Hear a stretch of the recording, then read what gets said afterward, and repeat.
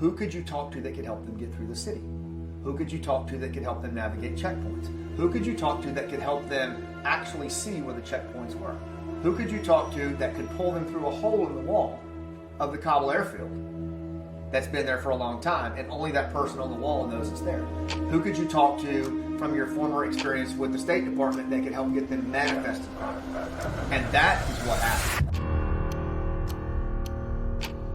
Monumental decision about America's longest war. 20 years, 2,400 American military deaths, and $4 trillion. U.S. troops are leaving Afghanistan.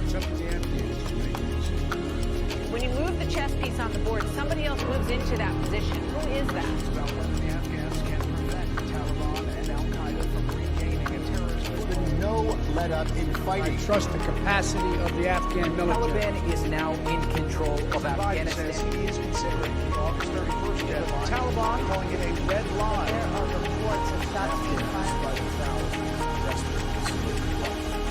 The stunning collapse of Afghanistan plays out in real time.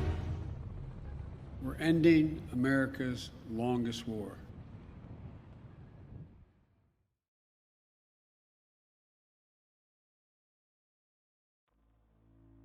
It started, I think, more or less with, I just want to get my guy out, right? Some guy who was working hard to get a single person out, and that grew and grew and grew. Things were so chaotic, and we were you know, people say all the time, we were building the airplane in flight.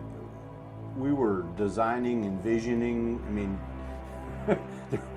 buying the parts, welding. There was no airplane to build in flight, and we just kind of took off, and people started throwing parts up to us. I think we very quickly realized, like, as a result of our actions those first few days, like 13th, 14th, even 15th, that our government didn't have a real plan, and most especially didn't even have communication with a lot of the families that were trying to get out, including American citizens, lawful permanent residents, and especially SIVs as well. And so I think that's when we realized, gosh, we might need a lot of people trying to support this effort. And so as early as like the 14th, 15th, we started to refer to it as like a digital Dunkirk. I didn't know any of these guys prior to, like, you know, 2 or 3 weeks ago. You know, I was just a low level, like, captain in the Army. And I think this group, we referred to them as the Graybeards from like early day one. And, you know, Worth is only probably like 11 years older than me, but, you know, his depth of experience in the military was far more significant than my own. I was like, yeah, there's like 6 of us, and this is what we want to do. What do you guys do? He said, well, we've got about 90 volunteers, and we've got a virtual joint operations center that's running 24/7, and we're building a database on all these evacuees, and, you know, et cetera. And it took me the length of that phone call, one, for him to have then amassed 150 volunteers, not just 90, and me to go, okay, you've got a better organization, you know what you're doing more than we do, and you're going to be more effective in this digital space. How can we support you? And he said, well, we need connections and we need aircraft. And I said, well, that's something our crew can do for you. Task Force Dunkirk was kind of the command element, but that really implies that we were far more in control than we were, which we were not.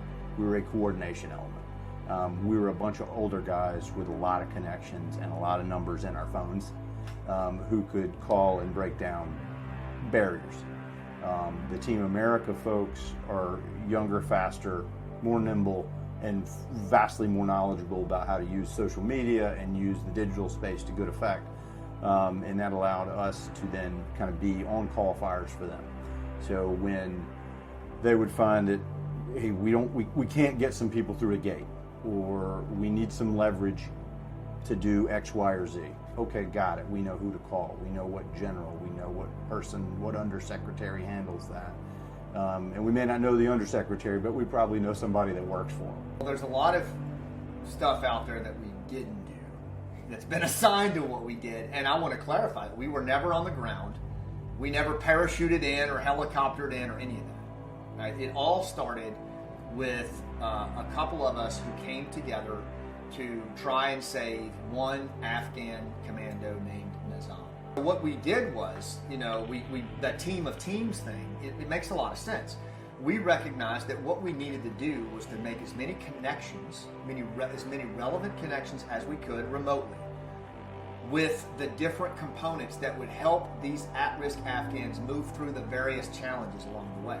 We even established an underground railroad in some places where they were pulled through by the other side, and you had to have extreme discipline to do that, to show a pineapple on your phone when you got the near recognition symbols at night moving through a canal full of sewage.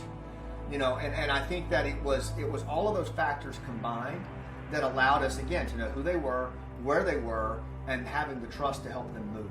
And so with all of us, we had a lot of connections. We had connections through the city. We had connections on the other side of the wall. And that's what was needed. We needed to be his eyes and ears. We needed to be his shepherd. He was the one taking all the risks, but we were the ones that could be his eyes and ears and see around corners. And that's really what happened. And to say it any other way, like, would be disingenuous, and it would be a disservice to Nizam and all those other, you know, all those other Afghan families that really endured the risk, that really went through it. We just tried to help guide them. We were guides. And I think anyone on any of these other task forces would say the same.